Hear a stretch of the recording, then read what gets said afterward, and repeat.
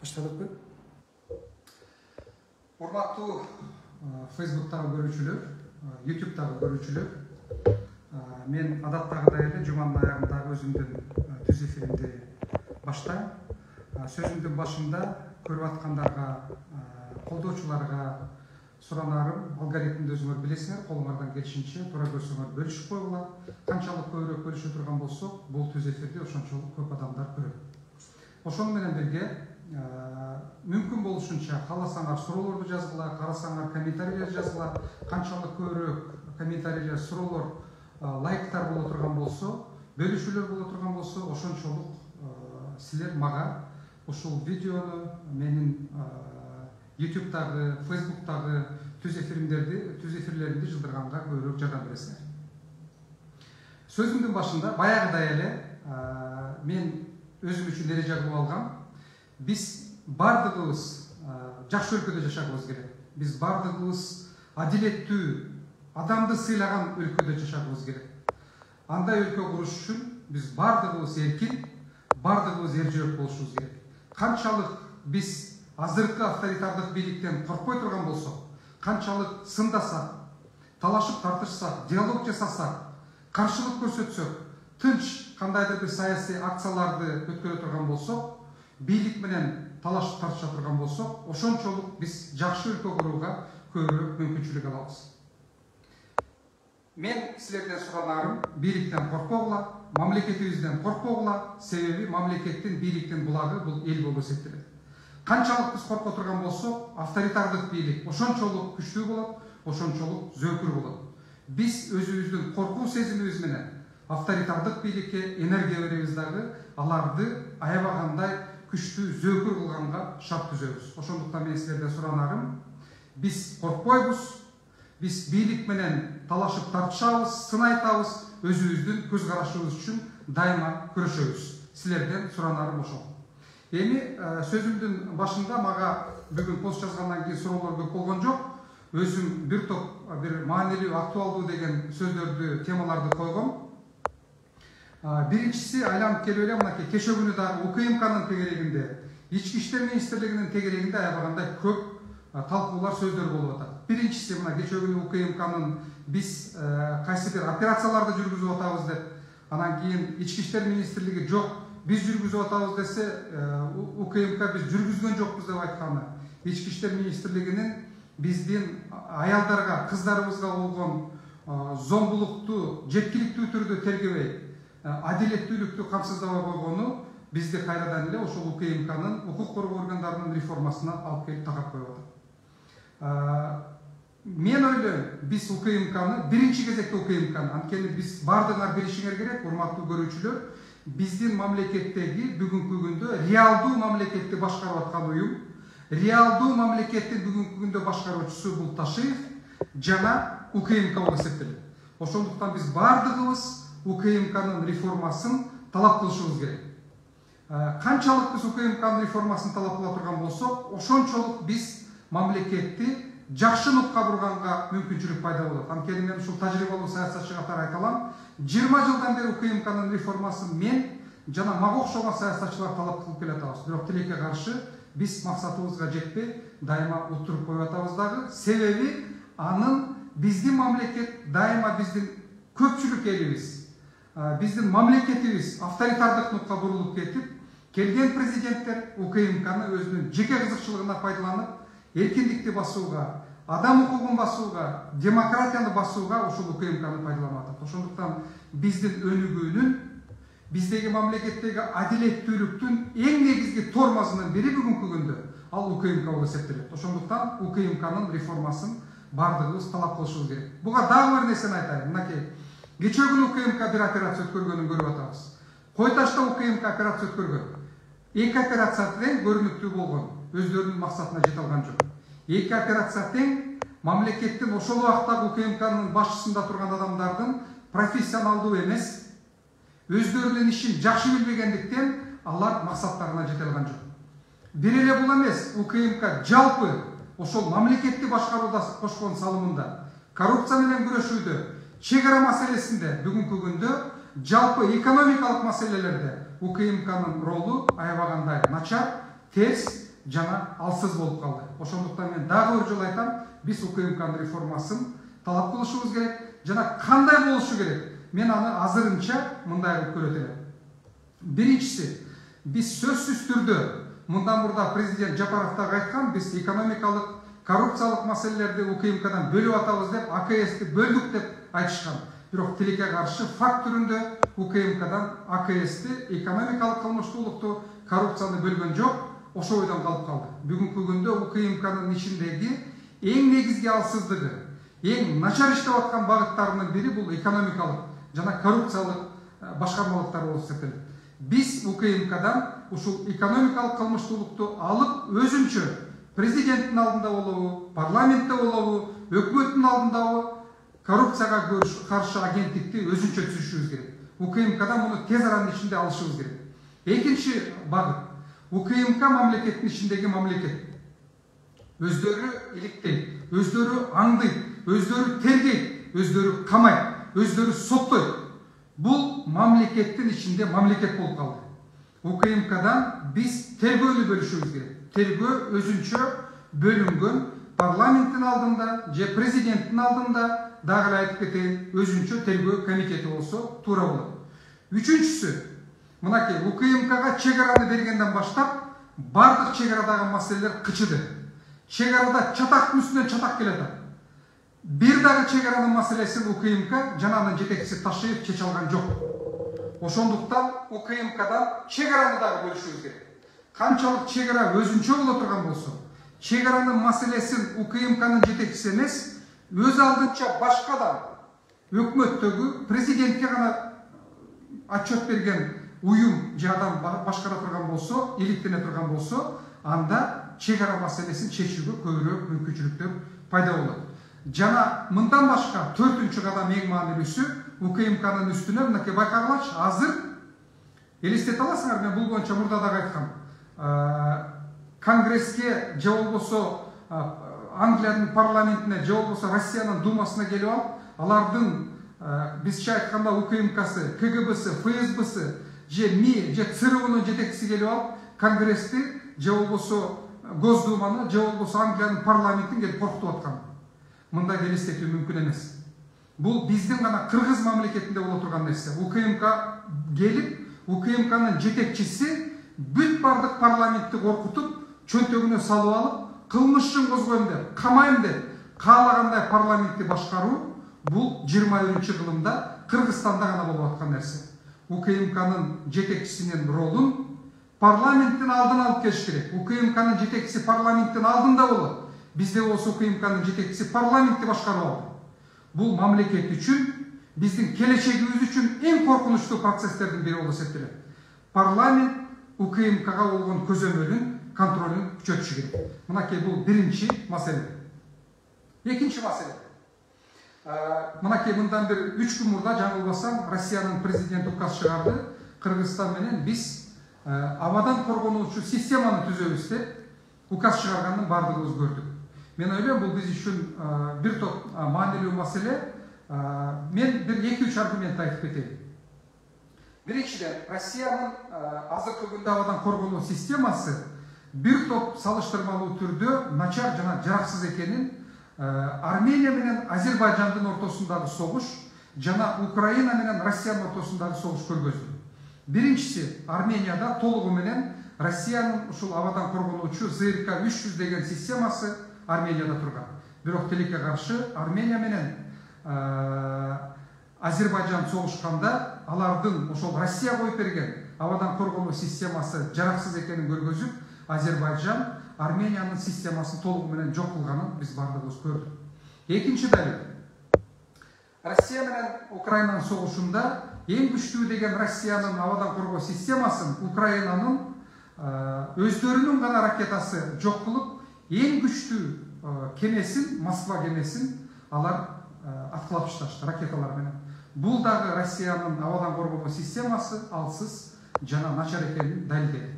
Эми Кыргызстан боюнча айта турган болсок, Кыргызстанга бүгүнкү күндө абадан коргонуу системасы кимден коргонуу үчүн керек?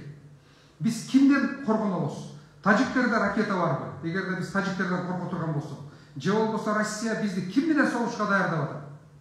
Бул мен ойлойм Россия бизди атайлап кандайдыр бир провокацияга түртүп атат дегенин далили болуп эсептелет. Бизге азырынча абадан коргонуу системасы, мен ойлойм, мен адистер боюнча менен дагы бул боюнча сүйлөштүм, зарылчылыгы жок жана кереги жок деп адистер айтып атат. Себеби бизге ракета менен ошол абадан коргонуу системасын түзүү үчүн ата турган биздин азырынча душмандарыбыз жок. Биз Кытай менен согушууга даярданып аткан жокпуз. Биз жаныбыздагы күчтүү мамлекеттер менен согушууга даярданып аткан жокпуз. Ошондуктан бизге бул мен ойлойм Россия тарабынан, Кремль тарабынан атайлап сунуш кылынып аткан, атайлап бизди түртүп аткан провокация болуп эсептелет. Биз мен ойлойм бул провокациядан алысыраак болгонго аракет кылышыбыз керек. Ушул провокациянын арты менен бизге санкция келүү мүмкүнчүлүгү пайда болуп атат. Экинчиси, бул провокация мүмкүн башка бир максатта бизге сунуш кылынды. Мүмкүн бул провокациянын артында бир башка бир биз билбеген, бизге көрүнбөгөн маселелер турат. Ошондуктан биздин бийлик, биз мамлекет катарында улуттук кызыкчылыгыбызды коргоп, ушул Россиянын, Кремльдин бизге абадан коргонуу системасын коюп беребиз деп аткан сунушун бир топ ойлонуп, шашпастан, талдап, иликтеп, андан кийин чечим кабыл алышыбыз керек деп ойлойм. Үчүнчү маселе, бул жумада дагы бир бизде кыйын маселе болду, биздин аялдарыбыздын, кыздарыбыздын зомбулукка дуушар болушу. Биз адам катарында, жаран катарында, ага, ата катарында мамлекетибизде кыздардын, аялдардын укугун толугу менен коргошубуз керек. Мен бир 2-3 жөнөкөй гана мисалды айткым келет. Эгерде биздин кыздарыбыз, биздин аялдарыбыз билимдүү, эркин, өздөрүнүн укугун толугу менен коргой алган адам, аял, кыз болбой турган болсо, анда биз эч убакта келечектүү мамлекет боло албайбыз. Келечектүү мамлекет күчтүү улутту, күчтүү жаранды билимдүү аялдар, эркин аялдар, өзүнүн укугун коргой алган аялдар гана жаратылат. Ошондуктан биз жаран катарында, эркек катарында, мамлекет катарында кыздарыбыздын, аялдарыбыздын укугун эң биринчи кезекке коюп, алардын кандайдыр бир укук тарабынан болобу, укук коргоо органдары тарабынан болобу, сот тарабынан болобу, укуктарын толугу менен камсыздашыбыз керек. Мисалы мен бир ушул өзүм билген үлгүн айтайын. Япониянын конституциясын жазып атканда, Япониянын конституциясын 3 япон эмес, чет элдик жарандар жазып берген, урматтуу көрүүчүлөр. Билбесеңер ушуну карап койсоңор болот, кызык болсо. Болгондо дагы жаш балдар, 2 жаш бала жана 1 кыз жазып берген. 3 жаш, бир 30дун курагындагы бирок аябагандай билимдүү адамдар жазып беришкен. Ошолордун бирөөсү аял адам негизги ушул аял укугу боюнча адистешкен аял киши болгон.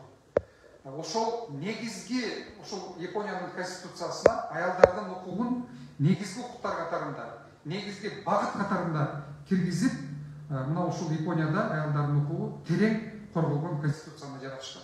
Ошол сыңарында эле биздин конституциябызда жетишпеген жагы болсо, биздин реалдуу турмушубузда жетишпеген жагы болсо, биз аялдарыбыздын, кыздарыбыздын укугу үчүн бардыгыбыз күрөшүп, бардыгыбыз салым кошконго аракет кылышыбыз керек. Мына ушул жол менен гана биз жакшы мамлекет, жакшы улут, жакшы балдарды, жакшы келечекти тарбиялай алабыз. Биз бириккен демократиялык кыймыл арабызда чечим кабыл алганбыз. Биз ушул аялдардын укугу боюнча, кыздардын укугу боюнча кандай гана акциялар болбосун, кандай гана талаптар болбосун, биз толугу менен колдойбуз. Жана кечеүнкү митингге чыккан биздин көбүнчө кыздар чыкты, эркектер азыраак болду. Биз дагы чыктык, ошол бириккен демократиялык кыймыл. Алар менен толугу менен тилектешпиз. Биз аларды колдойбуз, биз алар менен дайыма ушул маселеде бирге болобуз. Тилекке каршы биздин сотторубуз, биздин укук коргоо органдарыбыз бүгүнкү күндө өтө коррупциялашып кеткен. Алар бир эле саясий заказдарды аткарбастан, бир эле ошол коррупциялык маселелерге аралашпастан, керек болсо ушул аялдардын укугунда дагы, керек болсо кичинекей жаш кыздардын укугун дагы коргой албай, сатылып кеткен, туура эмес чечим кабыл алган соттор азыркы күндө аябагандай көп болуп атат. Үчүнчү маселе оппозиция жөнүндө. Биздин өлкөгө оппозиция аябагандай керек. Тилекке каршы бизде ушул бийликти колдогон, бийликтин тарапташтары көп убакта оппозицияны жемелеп, шылдыңдап, кордоп, айткан жазган учурлар көп. Ал эми бийлигибиз болсо оппозициянын колунан келишинче жок кылганга, басмырлаганга, куугунтуктаганга, таза болбой алдары жетпей баратса сатып алганга, андан дары болбой баратса камаганга аракет кылып атышат.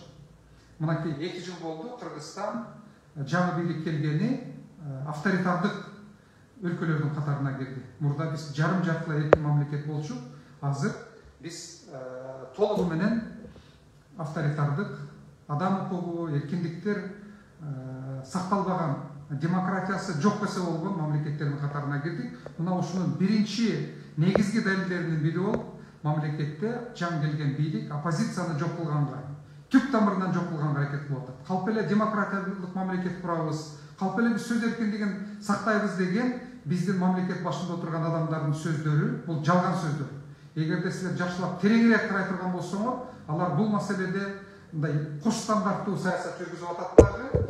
Тетирисинче ошентип айтып коюп, колунан келишинче оппозицияны, Кыргызстандагы сөз эркиндигин, журналисттерди, жарандык коомду жок кылганга бүгүнкү күндө аябаганда аракет кылып атышат. Ошондуктан биз мен жана айтып кеткендей эле, дагы ушул жерден пайдаланып айткым келет, биз коркпойбуз.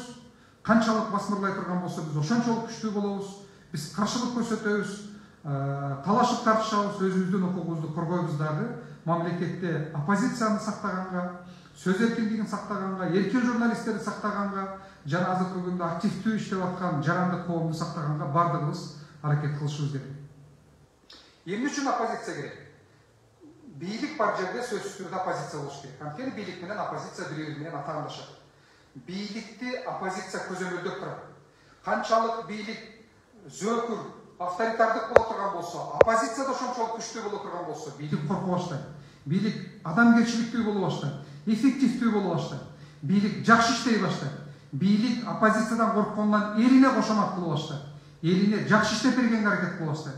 Ошондуктан урматтуу көрүүчүлөр, урматтуу жарандарыбыз, силер бийлик менен кошо, УКМК менен кошо, ички иштер министрлиги жана сот менен кошо бизди баса калгандын ордуна колуңардан келсе оппозицияны жөлөп таяп, жок болсо кичине жаратканга аракет кылып, алсыз анча-мынча оппозициябыз бар болсо бир тургузганга, анча-мынча оппозициябыз болсо ошону күчтөгөнгө аракет кылалы. Канчалык оппозиция күчтүү, оппозиция мыкты боло турган болсо, ошончолук жакшы мамлекет кура алабыз. Ошончолук жакшы бийлик кура алабыз. Ошончолук биздин балдарыбыз келечектүү, мамлекетибиз келечектүү болот. А биздин көп жарандарыбыз азыркы биздин бийлигибизге кошулуп алып, УКМКга кошулуп алып, бизди тебелеп тепсеп жок кылганга аракет кылып атасыңар. Мен силерден суранарым, мен 20 жылдан бери оппозицияда келатам. Бардык президенттерге ушул түз сөзүмдү айтып келгем.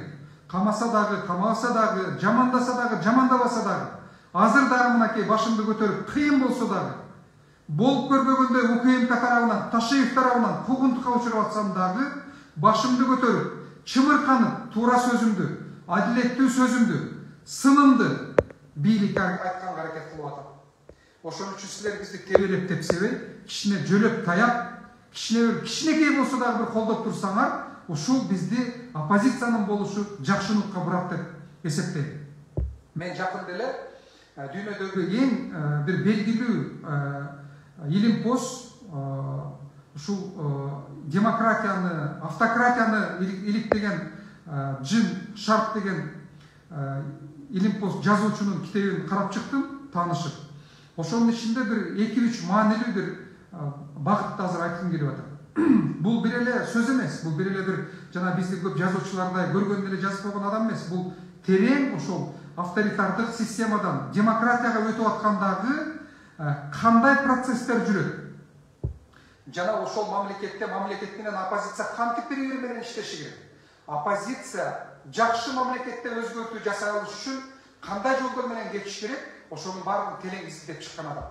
Ошол китептин негизги маңыздарынын бири мен мынтип айтар элем. Биринчи кезекте оппозиция бийликке зомбулуксуз каршылык көрсөтүшү керек. Тынчтык жолдор менен, маданияттуу жолдор менен, мыйзамды бузбастан. Бирок бийлик дагы мыйзамды бузбашы керек. Бийлик дагы азыркыдай болуп, баса калып суракка чакырып, баса калып камап, же болбосо оппозициянын кээ бир лидерлерин сатып алып, мага макул болбосо алып барып туруп камап таштаганын токтотуп, оппозиция менен бийлик бири-бири менен атаандашып, бири-бири менен диалогко барып, маданияттуу басым аркылуу бири-бирине мамлекетти өзгөрткөнгө аракет жасашыбыз керек. Бир сөз менен айтканда, оппозиция бийликке күч колдонбостон, кандайдыр бир мыйзамдуу жолдор менен, төңкөрүштөр, революциялар аркылуу эмес, маданияттуу каршылык көрсөтүп, маданияттуу тынч митингдер менен бийликке басым жасаса, ошондо мамлекет жакшы өзгөрөт. Мамлекет келечектүү системалуу өзгөрүүлөргө барат деген илимий жыйынтыгы бар. Экинчиси, мен ушуну менен пайдаланып, бардык көрүп аткан адамдарга, бардык оппозициялык саясатчыларга, жарандык коомго, журналисттерге, активдүү жарандарга айткым келет. Биз колубуздан келишинче мыйзамдуу жол менен, маданияттуу жол менен бийликке басым жасашыбыз керек. Бийликтен талап кылышыбыз керек. Мына ошондо биз жакшы мамлекетте системалуу, келечектүү өзгөрүүлөрдү жасай алабыз. Биз оппозиция катарында демократиялык мына ушул жолду тандайбыз, жана ушул жол менен кетебиз, урматтуу көрүүчүлөр. Силерди дагы тынчтык жол менен, маданияттуу жол менен, сын менен, ар кандай тынч акциялар аркылуу бийликке басым жасаганды, талап кылганды үйрөнүүнү, жана мен ошону силерден аткарууну чакырат элем. Экинчи жыйынтыгы, бул мен аябагандай кубандырды, мен жана айтып кеттим, азыркы бийлик мага бир 10 чакты саясатчыга болуп көрбөгөндөй басым жасап атат. Мен ойлойм, эң көп басым жасаган, эң көп куугунтук алган бүгүнкү күндө менин жакындарым аркылуу, менин тегерегим аркылуу, менин досторум, мага тиешелүү кандайдыр бир уюмдар аркылуу эң көп басым жасап аткан бүгүнкү күндө саясатчылардын бири менмин десем, мен ойлойм, жалган айтпайм, мен ойлойм, бул чындык деп эсептейм. Атамбаевга көп басым жасалып атат бүгүнкү күндө, мага болуп көрбөгөндөй басым жасалып атат, Курсан Асатовго көп басым жасалып атат, жана дагы бир саналуу менден кийинки саясатчыларга болуп көрбөгөндөй басым жасалып атат. Мына ошол китептен мен ушул мага болуп аткан басымга бир маанилүү жооп таптым. Ошол жын шарттын айтуусу боюнча, бийлик канчалык кайсы бир саясатчыга же болбосо жалпы мамлекетте канчалык басымды, куугунтукту көп кыла турган болсо, бийликтин келечеги ошончолук кыска болот. Бул илимий изилдөө экен. Бумеранг, ошол шарттын айтуусу боюнча бул бумеранг принциби деп эсептелет, бирок жалпы деле теориясы деп эсептелет, бирок биздин деле турмушубузда ошону көп айтып келатабыз. Бумеранг эч жака кетпейт депчи. Бирок ошол шарттын изилдөөсү боюнча дагы бумеранг теориясы деп эсептейт экен. Канчалык бийлик куугунтукту көп жасай турган болсо, басымды көп кыла турган болсо, ошончолук бийликтин таасири, ошончолук бийликтин келечеги, бийлиги аз болот, кыска болот экен. Мен ушул мүмкүнчүлүктөн пайдаланып, Садыр менен камчыга айткым келет, мына ошол китепти окуп чыккыла. Жын шарттын китеби автократиядан демократияга деген китеп болуп эсептелет. Бул классикалык китеп. Дүйнөдөгү бардык оппозициялык саясатчылар, бардык ушул демократияны, авторитаризмди изилдеген саясатчылар ушул китепти окуп чыгат. Мен дагы азыр окуп чыктым. Силерге дагы ушул кеңеш берем, эгерде мамлекетти стабилдүү башкарабыз десеңер, мамлекеттин келечегине карайбыз десеңер, өзүңөрдүн бийлигиңерди көпкө кармайбыз десеңер, мен силерге кеңешим, мынакей кеңеш берип атам силерге, оппозиция катарында. Басымыңарды бир эле мага эмес, мен силердин басымыңарга чыдайм. Мен 20 жылдан бери чыдап келгем, дагы чыдайм. Канчалык басымыңар болбосун, канчалык коркутпагыла, канчалык аңдыбагыла, артыман аңдып жүргөнүңөрдүн бардыгын билем. Камайсыңарбы, камабайсыңарбы, мен силердин басымыңардан коркпойм. Бирок силерге берер кеңешим, жалпы басымды мамлекеттеги, жалпы куугунтукту токтоткула, азайткыла, колуңардан келишинче. Куугунтук басым көбөйүп кетти. Мынакей ушул жын шарттын китебин, камчы, Садыр, силерге дагы айтам, карап койгула, окуп чыккыла ушул китепти. Негизги жыйынтыгы ушул. Канчалык басым көп кылсаңар, ошончолук бийлигиңердин стабилдүүлүгү начар болот. Бийлигиңердин узагы болбойт. Көп бийлигиңерди тез жоготууга шарт түзөсүңөр. Куугунтуктан, басымдан, оппозицияны жок кылууга болгон аракетиңерден кеткиле. Мынакей кечээ күнү КТРдан шылап атасыңар, УКМКга артыбыздан аңдып жүрөт, жасалма кылмыш иштерин ачып атасыңар, биздин көптөгөн тарапташтарыбызды коркутуп атасыңар.